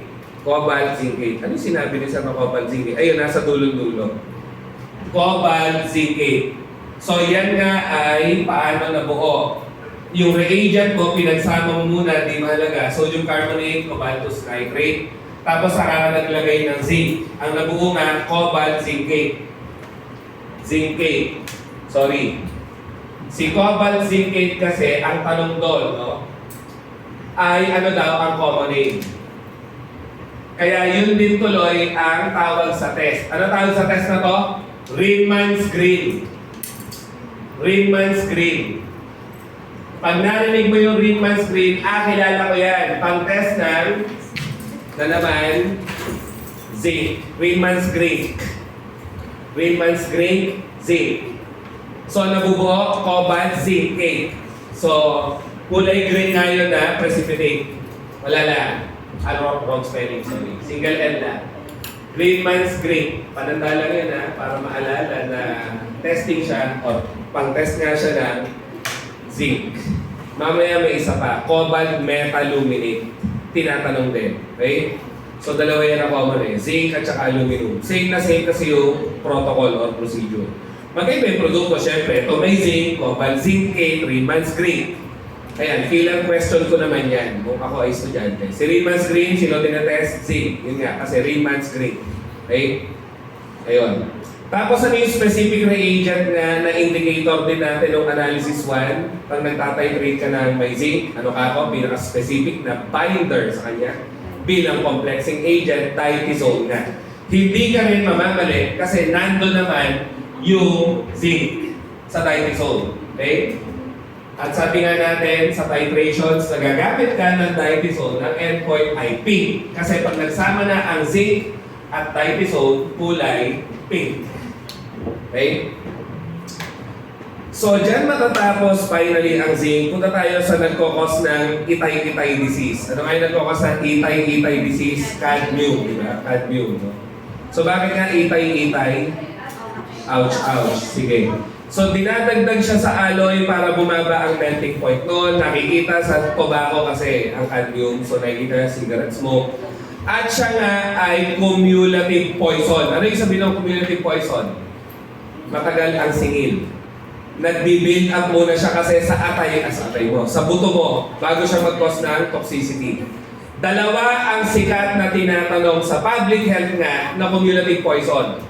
Isa ay lead, kasi ganun din, nade-deposit muna sa buto bago mag-cause ng poisoning. Pangalawa ay cadmium, nade-deposit din sa buto bago mag-cause ng poisoning. At dahil nade-deposit sa buto, yun nga din ang dahilan, kaya siya nagkakos ng ouch. Pag ang buto kasi ng tao mayaman sa cadmium, madali nagpa-fracture. As in, hinawakan lang nababali, not exaggerating. Common sign ng chronic cadmium exposure. Ayan, sa mga tribes na nasa gubat.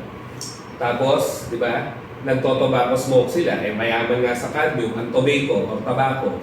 So yun, pwede silang magkaroon ng yun yan, bones na madali, literal, madurog or ma-fracture. Kasi puno ng cadmium at hindi na namamalayan. Kasi nga, cumulative eh. Habang exposed ka, wala ka nang pipil dyan. Pero pag puno na yung site of deposition, dun magmamanifest yung poisoning. Okay? So yun.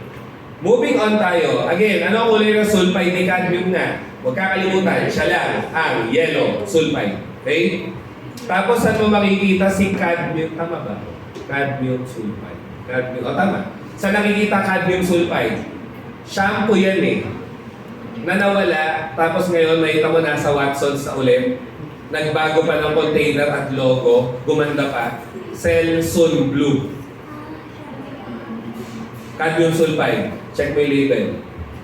Cadmium sulfide. Kasi nga anti-dandruff ang cadmium sulfide. Okay? Selsun Blue. Selsan daw dapat. Selsan Blue. Landila. Sanay tayo mga Pinoy, Selsun Blue. Cadmium sulfide yun. So ba't nga Hg si silver? Hydrargyrum. Bakit nga? Argyrum kasi ay silver. Hydro ay tubig. So liquid silver. Liquid argyrum. Okay? Ano ba tawag sa kanya? Quicksilver. At sino nga si Mercury? Ha? Uy, mga nag-intern sa Mercury. Sino si Mercury? Diba? Sa mythology? Ha? Sino? Sige. Uy, kung scholar to, dapat alam na alam mo. Mercury scholar to. Quicksilver, liquid silver, tsaka liquid metal. Messenger nga siya ng gods. Ayun. So, bakit nga maganda maglagay ng mercury sa thermometer? Mataas ang coefficient of expansion. Ibig sabihin, mainitan mo siya, nag-expand siya agad. Kaya sensitive siya sa paglaki or pag-expand. Pag tinataasan mo ang temperature, making it more sensitive, making it suitable for thermometer use na. Okay? Ayun. Ano ang source ng mercury nga? Number 94 na tanong naman to sa amin sa board. So malapit na naman sa dulo. Cinnabar nga, mercuric sulfide. Cinnabar, mercuric sulfide. Okay? Common source na mercury. Ano kaya kulay niyan? Itim. Most sulfides na ay itim. So sana nakikita nyo, para ma-differentiate mo ngayon yung tatlong volatile metal, anong reagent lang pala kailangan mo? Soluble sulfide. Kasi nga, ang zinc kulay, sanay tayo ha, ganyan talaga qualitative part kami. Ang zinc kulay, white, ang cadmium kulay, yellow, mercury kulay, brown to black. So iba-iba yung sulfide nila. So makaka-differentiate ka using a sulfide. So dati nga, maganda ang mercury reputation kasi marami siyang mikrobyo na kayang patayin. Pwede siyang antiseptic, pwede siyang disinfectant, pwede siyang diuretic even, at nakakapatay siya Treponema pallidum. Ano ulit yung Treponema pallidum na? Syphilis. Anti-syphilitic nakalagay naman. Diba? Syphilis. Na sino yung nakapatay ng syphilis? Hindi naman mercury eh. Sino yung nakapatay? Si Mercury. Hindi mo naman. Ikaw ang pumatay sa STD, not the other way around. No? Pag gano'n ang kaso. Ano nga? Ano yung pumatay na syphilis? Salvarsan, di ba? Arspenamine. Kilala nyo nga sa Magic Bullet, Compound 606, na kinreate nga ni Paul Ehrlich. Yun ang pumatay na syphilis, di ba? Yun lang. Paul Ehrlich bale, naging father of chemotherapy dahil doon. Yun lang. Diba? So, ayun. Siya nga rin ay cathartic. Kaso mo, toxic na ang mercury. Anong toxicity ng mercury ulit? Mercury Dito, Minamata disease nga. Di ba doon siya unang nakita sa Minamata, Japan. Okay? O yung mga tao doon, nakainom ng tubig na may mercury, yung lugar, Minamata ang pangalan. Kaya naging Minamata disease. At higit sa lahat, pag tinanong, by the way, buhay na naman to, lumang tanong, ang tagal na wala, pero buhay ulit Ano nga daw tawag sa alloy na may mercury? Hanapin mo lang maraming M. Amalgam. Basta may mercury. Amalgam. Okay? So yun. Qualitative test for mercurous nga, hindi mo na kailangan yung sa sulfite actually kasi nga brown to black yun or black na lang. So ang sikat dito sa mercurous, mercury nga yung iodide. Pag pinag-react mo yan sa Ki, sa sodium I, nagdidilaw nga na nag-green on standing kapag mercurous. Tapos ang mercurous, lagyan mo ng chromate and even dichromate na nagiging red crystalline precipitate. Mahirap yan, although bihira itanong. Okay? Pag mercuric ion naman, ang test talaga, lagyan mo ng kahit anong base, magiging hydroxide muna, pero nagiging oxide sa dulo na kulay dilaw. Ang ending, ang synonym nga ng mercuric oxide na naging gamot dati na nilalagay sa mata for bacterial infections of the eyes ay yellow precipitate nga. Yellow precipitate. Okay? Yun lang. Ulit, synonym nito, yellow precipitate. So dati nakakagawa tayo yan sa lab, kaso dahil hindi pa tayo cleared ng PIDEA, hindi pa tayo allowed mag-handle ng mercury Pero nagagawa yan sa lab. So, kapag nakagawa ka yellow mercuric oxide, maganda sana yung pagkadilaw niya, matingkad, at very fine ang particle. Ang tanong kasi, ni Module 1 Board Examiner, ano daw ibig sabihin pag nag-red ang iyong yellow mercuric oxide?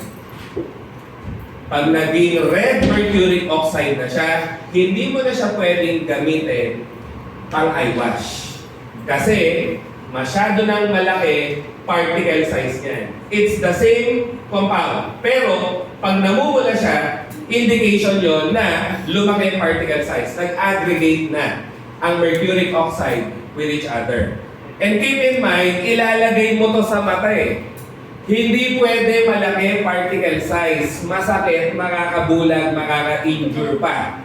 Kaya dapat fine ang particle size mo. By the way, tinatanong yun, di ba? Ano ang limit ng particle size ng powder na ilalagay mo sa mata? Ano daw dapat? Ano ang sinabi ni USP? Kung meron kang powder na gagamitin for ophthalmic use, dapat daw siya ay impalpable to the touch. Halatang panggabi akong tao, no? Ngayon lang tumataas yung energy ko Impalpable to the touch. Ano ibig sabihin nun? Hindi mo mafe-feel sa sense of touch. At may value nga ang particle size niyan. Ano nga? Hirap.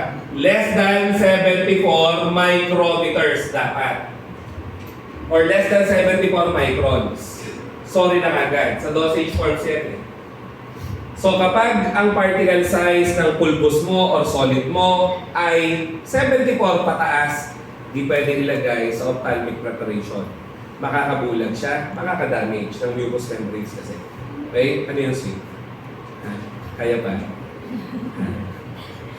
Para ka nakataya sa ito. Anyways. 2:36 na pala. 24 minutes na lang. Sorry.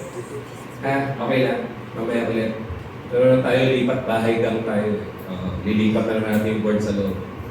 Anyway, so ganyan ang buhay ngayon dito. Kasi ginagamit ng medicine. Number 2, mercury nga, pag nag-react sa iodide, yun na ang pang-differentiate nga ng dalawa. Ayan ang huwag mong makakalimutan. Mercurous iodide, ano kulay? Kanina, dilaw. Mercuric iodide, kulay red. Mercuric. Okay? Uy, sorry. Kulay red. Scarlet red pa nga, ang full description. At yan yung nakakaasar na word niya sabi ng mga pharmaceutical chemists. Yan lang yung nakalagay sa libro.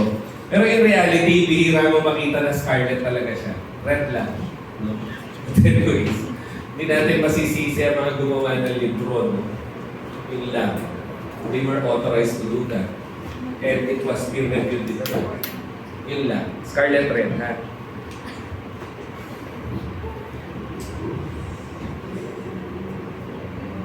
Ano yung alkaloidal reagent na may mercuric iodide? Ay, natawa na lang. Di ba sa sigong yan? Nakakalito kasi yung tatlo. Meron ka daw makikita potassium mercuric iodide. Meron ka makikita mercuric iodide in potassium iodide. Okay? So yun, ano nga itong dalawa? Meron pa nga iodine in potassium iodide. So ano to? Ito muna ang nakakalito. Pares may mercury. So hindi kailangan yung formulasa. Binalansin ko lang naman. Mercuric na. Diba? So this is potassium mercuric iodide. Ano tawag dito sa tatlo?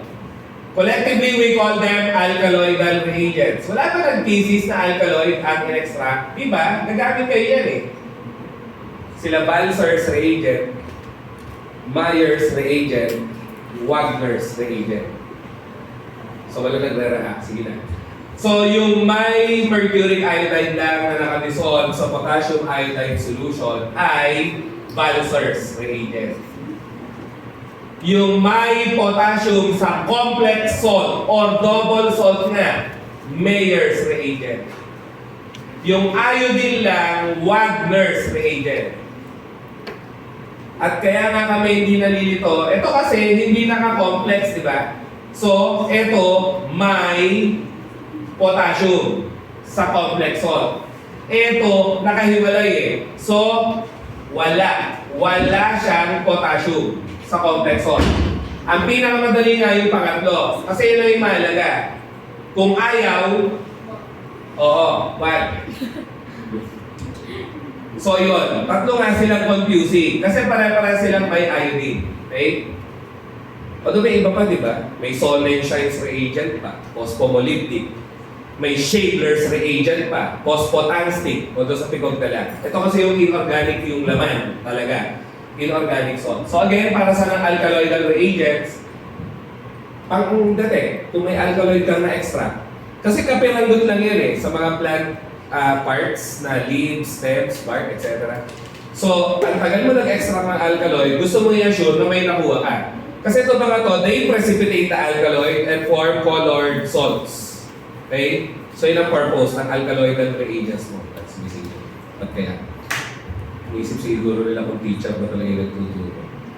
Ayun. Anyways, baka estudyante lang na humawak lang ng microphone. Mas gusto lang niya magdadakdak. Ano nga yung calamine? Caladril. Tama?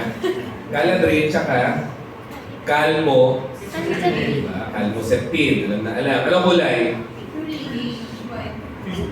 Saan mundo ka? Ba't green, Joe? Lahat pink, ikaw green. Bulot ako. Huwag kang kalimutan. Yung synthetic po na calamine, ang laman, zinc oxide nga, at saka ferric oxide. Yung synthetic synthetic. At yan nga yung nasa calmoseptin, caladril, okay? Ayun. Kaya nga, ano kulay nito ulit? Puti. Ano kulay nito? Uy, ano kulay ng ferric oxide? Red. Saan mo nakikita ang ferric oxide? Wala, yun naman ang inaabot natin. Kalawang may ferric oxide. Di ba? Kaya mamula-mula nga siya. Kaya mamink-mink ang calamine dahil nilalagyan mo ng ferric oxide. Sorry na kagad. Yan yung synthetic kasi na calamine. Tinatanong po ay natural calamine. Ayan, kaya maraming dali sa boards. Ano daw ang chemical nature ng natural calamine? Native nga yan na hydrated na zinc silicate kasi. Okay? Native hydrated zinc silicate ay natural calamine. Yung oxide lang, yan yung synthetic calamine. Synthetic, ginawa lang sa lab. Ano yung chalk? Calcium carbonate. Ano yung soapstone? Please naman. Talc. Ano yung talc kasi? Sana nakikita nyo na. Yun, nakita na ni Kim. Magnesium silicate. Yun lang iniba mo. Magnesium. Pag naging magnesium to, talc, soapstone, softest mineral loan. Pag zinc silicate, yun, calamine. At mamaya, or later on, kung di man mamaya, may hydrated aluminum silicate pa, may magnesium aluminum silicate pa. Ang daming silicate eh. Okay? Sorry na. So yun, protected nga yan, di ba? Protected. Kasi pag gumamit ka ng Caladrin, nag-iiwan siya ng layer na, di ba? Zinc. So, it will protect again your skin from moisture or even from insect bites. Kaya nga yung iba, di ba, ginagamit siya pag kinakagat ng lamok. At may anti-pruritic effect din kasi ang calamine. Ano yung anti-pruritic? Anti-itching effect. Okay? Mga bagay na dinadaanan sa dosage forms ata. Sana. Kung hindi, ayan na. Zinc chloride nga ay sikat sa synonym na butters of zinc or butter of zinc tsaka Bournett's disinfectant liquid. Ang baho lang pakinggan. Sorry. Bournett's disinfectant liquid. Hindi Bournet. Uy, Bournet. Pagkakala mo yung Bournet. Generation na, bakit si Yuri tinuturo nyo? Patingin nga. Grabe naman kayo. Pero mas clean looking, no? Yan.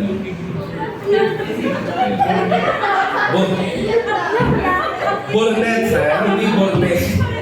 Bournett's is infected. Naka, Lord. Ang zinc ay mahina ng astringent antiseptic. Yun lang. Kaya yung Bournett's disinfectant liquid or butter of zinc, pag ginawag topical prep, yun nga. Astringent lang siya at antiseptic, sorry. So yung zinc eugenol cement nga, pinampapasta rin. Again, ang pasta, yung tinatapalan yung mga butas sa ngipin. No? So yun, ginagamit nga siya ng mga dentista for pulp pain or masakit na ngipin, basically. Kaya nga, tinatapalan. Ayun lang. Then, moving on tayo sa more compounds of zinc. Ano nga ang zinc oxide ulit? Ano yung zinc oxide? Anong kulay dapat? Sinabi ko kanina yan. White. Saan mo siya makikita? Zinc sulfate yun. Hirap. Ano? Saan mo makikita? Sa synthetic calamine ka. Kanina lang eh. Sinamahan mo pa ng ano nga? Ferric oxide. Sige. So, zinc oxide mo nga ay zinc white, flowers of zinc. Ano ulit yung butters of zinc? Sabing tama.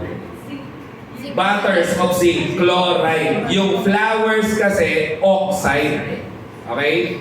May oxide. Okay? So, wag na yung gamit, hindi naman siya magaling talagang antiseptic eh. Pwede astringent, sige. Okay? Yun lang. At laman nga siya ng Lazar's paste. Sorry na, yan na naman. Ano laman ng Lazar's paste? May zinc oxide. Ano pa? May aluminum oxide din. So may zinc oxide. Ano pa? May salicylic acid. Salicylic acid. Okay? Ayun, ginagawa ko doon, Lazar's paste, kaya tanda mo may zinc, may aluminum, may salicylic acid, yun lang. Lahat ng yan, ano, vehicle? Petrolatum. Liquid petrolatum. Sorry na. At ang gamit nga ng Lazar's paste mo ay astringent keratolytic ang salicylic acid kahit saan mo ilagay. So, vehicle lang to, si petrolatum. Para pag pinahid, maganda ang feels. Kasi hydrocarbon ito eh, oily kumbaga. So, madulas pag pinapahid. Okay? Ayun. At yun na nga, siya nga ang ingredient ng synthetic calamine USP kasi pag natural, paulit-ulit, hydrated zinc silicate na. Zinc sulfate, ano, sikat na synonym, white vitriol, dapat alam na alam. Yan pa rin ay astringent, mahina nga antibacterial, huwag na natin ilagay o huwag na natin tandaan. Mahina rin ang emetic activity, huwag na yun. So, sinabi pa ni Abby kanina, white lotion nga. Ayan, zinc sulfate nga ang laman. No? Tsaka ano pa yung isa? Sulfurated potash. So yun na nga, nakalagay naman na sa baba. So nagamit ulit ni White Lotion, parasiticide. Bakit nga? Kasi yung galis aso, Sarcoptes cabiei ay, yun nga, insecticide pala. Sorry dapat. Hindi, parasite nga na skin. Sorry. I got confused. Parasiticide nga siya. Kasi yung galis aso ay parasite ng skin. Okay? Huwag na yung protectant, huwag na yung antiseptic. Eto na. Ano yung andesilenic acid? Andesilenic acid. Saan nyo nakikita ito? Kulay pink na pulbos na nilalagay sa paa. Zinc andecylenate kasi ay antifungal. Basta fatty acid ang nakikita mo, antifungal. Di ba, andecylenate acid ay fatty acid, no? Ano ba yung mga common na fatty acid na may antifungal effects? Augment nga. Caprylic acid, propionic acid, andecylentic acid. Ilan ang carbon ng caprylic acid? Yun yung mahirap eh. Caproic, caprylic, capric. Caproic, caprylic, capric. 6, 8, 10. 8 carbons, di ba? O, ilan kaya ang carbon na, nasabi na si calcium carbonate. Ilan nga ang carbon ng andecylentic acid? Ande. 1, tek. Hindi 11. Kakaiba nga. Bakit? Kadalasan ang fatty acid nila ng carbon, even number, di ba? 2, 4, 6, 8, 10. Siya 11. So, component nga yan ng food powders at iba pang antifungal powder. Huwag kakalimutan na, andecylentic acid. Antifungal lang ang tandaan, yun nasa dulo. Hindi pala napindot. Antifungal, okay? So, more compounds of mercury, ito na yung nakakasang ulit. Ammoniated mercury nga, synonym? White precipitate. Ano gamit nito? Siyempre, topical, antiseptic. Kasi toxic ang mercury nga. So, dapat ipapahid mo lang siya. Ito na yung pinagpapalit-palit niya forever. As in, mercuric mercurus. Ito na naman. Ano nga yung mercuric chloride? Corrosive supplement. Kasi pag mercurous chloride, lataan mo lang calomel nga. Okay, calomel. So, ang corrosive supplement nga, bakit sumikat? Kasi magaling nga yan sa Treponema pallidum din. Okay? Magaling sa Treponema pallidum. Si calomel magaling sa maraming bakterya at ang synonym nga, o chemical name ni calomel nga, mercurous chloride. Okay? Mercurous chloride. So yun, calomel. At ano pa ang gamit ni calomel? Bukod sa topical antibacterial, saline cathartic, pero wag na, toxic na siya. Hindi na tinatanong pati, bilang cathartic. Okay? Pero tandaan na siya ay antiseptic din na topical. So sinabi ko lang yung mercurous, kaya lahat. Mercury, naka-reserve sa syphilis. Noon. Ngayon di na, kasi lason nga ang mercury, nagkakos ng Minamata disease. Okay? So, eto na nga, ano kulay ng mercuric oxide ulit? Normally, di ba nga dilaw? At ang synonym nga yan ako? Yellow precipitate. Ano nga gamit? Nilalagay sa mata. Ano ulit ang problema pag naging red? Malaki particle size. Hindi mo na pwedeng gamitin na ophthalmic anti-infective. Ano, radiopharmaceutical ang may mercury? Basta may chlormerodrine. Yun na yun. Chlormerodrine, mercury 197, chlormerodrine, mercury 203. Sorry na agad, may mga isotopic number na naman. Para saan nga sila? Scintillation scanning ng kidney at brain. Ano yung sabihin ng scintillation? Pag pumasok sila sa organ, yung organ nagsashine. Maliwanag. The rest ay dark. So you can grasp an idea of the histological features ng kidney at brain. No? Kung may damage, or may abnormality sa blood flow, or kung may cancer. Okay? So yun. Kidney and brain na, scintillation scanning. So ano nga ang group 3A ulit? Icosahgen. Sino members? Ano nagawa mo? Binobosohan ka niya, so nilalamig. Kasi, ano yung siya gano'n? Boron, aluminum, gallium, indium, thallium. Okay? Tama? So, ano nga ang ulo? Boron. Sunod lang, si aluminum. Ano nga si gallium ulit? Eka. Ang hirap naman, ang dami kasi. Eka, aluminum, gallium, di ba? Si scandium yung eka, boron. O, alam mo na yung tatanong kong kasunod. Eka, silicon. Germanium. Ano kulay ng sulfide ni germanium? Puti rin. Dalawa lang sila ni zinc na kulay puti na sulfide ha. Zinc, germanium. The only white sulfides na. Okay, sino yung dilaw ulit? Kakamba na sa cellphone blue. Cadmium sulfide niya. Okay? Pwede ba questionin nyo ako pag nakita yung cellphone blue, blue talaga yung formulation. Nilagyan ng coloring. Kasi parang kadiri mag-shampoo ng sobrang dilaw, right? Wala lang. Feeling mo kasi may psychological effect na parang naglalagay ng mustard sa buhok. Kaya ginawa nilang blue. Kinulayan lang ng blue. Okay? Yun lang. Baka mamaya may sumubok sa Watson's cellphone blue. Cadmium sulfide na. Hindi ko guess ba't nawawala sa market eh. I think yung benta lang yung problema. Nawala yung benta niya or mababa market share, nawala. Pero ngayon buhay ulit, binalik siya. So they don't occur free in nature, lalo na yung aluminum. Tama ba? Inert kasi yung aluminum.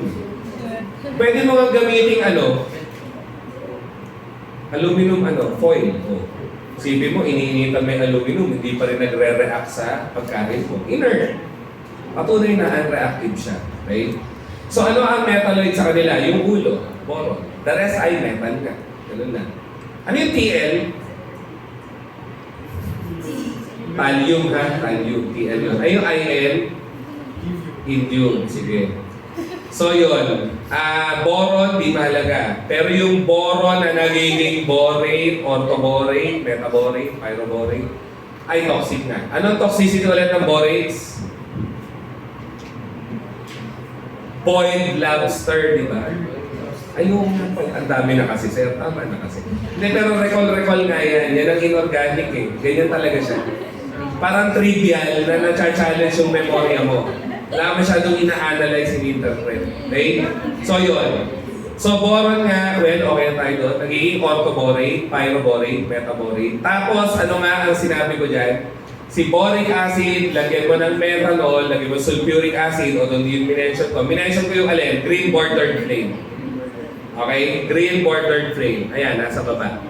Ano yung green bordered flame? Eto nga yun. Ano ang pangalan yan? Pag inisip mo maigi, boric na gano'n di ba? Nilagyan mo lang ng 3 methyl. Kaya ano ang pangalan? Trimethyl borate. Sorry na, tinatanong kasi, ano daw yung compound responsible for the green bordered flame? Again, ang treatment mo kasi, methanol, na wala pala. May sulfuric acid nga yan na catalyst. Desiccant or dehydrating catalyst na naman. Lagi naman ganun sulfuric acid, pangtanggal ng tubig. Okay, so pag nawala ng tubig, ang methanol mo, matitira yung methyl, kakabit na ngayon sa boron, as borate. So, yun ang magi-green bordered flame. Turmeric ay ano nga sa Tagalog? Luyang dilaw. Kasi may reagent na gano'n, turmeric paper. At ang tinatanong nga, borate, pag nilagay mo sa turmeric paper, ano daw kulay? Brownish red, reddish brown, kahit alin doon. Okay? Reddish brown, brownish red. Sa turmeric, borate. So may qualitative test siya, nagagamit ka ng turmeric. Okay? Si aluminum nga ay most abundant metal, third most abundant element on the Earth's crust. Alam na natin yon. Tapos, nagpo-form talaga siya ng oxide kapag hinahayaan mo ma-expose sa air ang iyong aluminum foil. Magkakaroon niya ng puti na layer sa ibabaw. Ang tawag mo, aluminum oxide, na ano nga ang common name ng aluminum oxide? Alumina. Parang ano lang ano ba tinawag mo dito kanina? Magnesia. So ano to? Alumina. Tanong, since ang aluminum at even yung oxide form na niya ay inert, saan mo nga to nakikita sa analysis 2? Ginagamit mo nga siyang stationary phase sa chromatography. Ano nga ang chromatography? Separation ng mixture. Di ko alam kung nakagawa kayo. May glass slide ka, usually lalagyan mo ng silica or alumina. Tapos, maglalagay ka starting point, lalagay mo yung mixture mo dito, maglalagay ka ng solvent. Yung component ng mixture mo na mataas affinity sa solvent, unang aakyat. component ng mixture mo na mas mataas ang affinity sa alumina, maiiwan. Kasi solvent umakyat, may vapor pressure nagbabalatize. So yung mga component ng mixture mo na hahalo sa solvent ang unang aakyat. Yung hindi masyadong nahalo sa solvent and rather umahalo sa alumina mo, maiiwan. And from there, may separated mixture ka na nga. We usually use that to separate active ingredients from inactive ingredients para ating ma-assay or ma-quantify na. Okay? So yun, last slide na to, ores. Ano ang ores bale? Source nga ng mga metals mo. Ano ulit ang sikat na source ng sodium? Cryolite, di ba? Ano nga ang laman ng cryolite? Tinatanong, sodium aluminum fluoride or fluorine. Ayun. Kaya dito, since aluminum ang ina-extract mo, siya pa rin. May aluminum Okay? At tinanong sa amin, nakalagay lang talaga, smectite. Malay naman namin sa smectite. Synonym pala yun ng montmorillonite. Synonym pala niya, montmorillonite. Na source nga ng fluoridine or Fuller's Earth na suspending agent at filtering aid. Ang sakit sa ulo ay ito. Fluoridine, fluoridine, huwag kakalimutan, synonym Fuller's Earth. At yan nga ay aluminum, magnesium, silicate. Ano yung zinc silicate na hydrated? Ito na naman. Calamine. Ano ulit yung magnesium silicate na hydrated? Talc soapstone. Ano yung aluminum magnesium silicate? Kakasabi lang. Fuller's Earth na. Fluoridine. Okay? Yun lang. Later on, meron pa. Ano ulit yung fluoridine or Fuller's Earth? Aluminum magnesium silicate. Meron pang magnesium aluminum silicate. Sino yun? Sikat yun. Na suspending agent. Vigam. Sa Manu, Factory, Pharmacy. Vigam. Bigat. Vigam. Hindi bigat. Bigat Ilocos. Vigam kasi. Ibang city. Vigam. Magnesium aluminum silicate. Ilang percent nga para mag-suspend? Sige, saka na lang. 10%. Saka ko na i-explain kung ba 10%. So, ano gamit nga ng sabi dito, Fuller's Earth? Or sorry, ni aluminum pala. Pag soluble ang compound mo, syempre, pwede nga yan astringent. Okay? Pag water insoluble yung compound mo, pwede mong inumin, non-absorbable nga yan, or locally acting na antacid. Okay? Hanggang dyan muna. Tuloy natin next week. Yes. Mukhang matatapos ko next week. No. Yes. So alam niyo na, sakto, post-test, di ba? Pre-aid din. Yun lang. Next week. Next week. Diba? Tatapusin nga natin next week. Next week, malabang post-test. Okay. Ha? Wala na, tingnan natin, depende. Okay lang, walang questions, last discuss naman.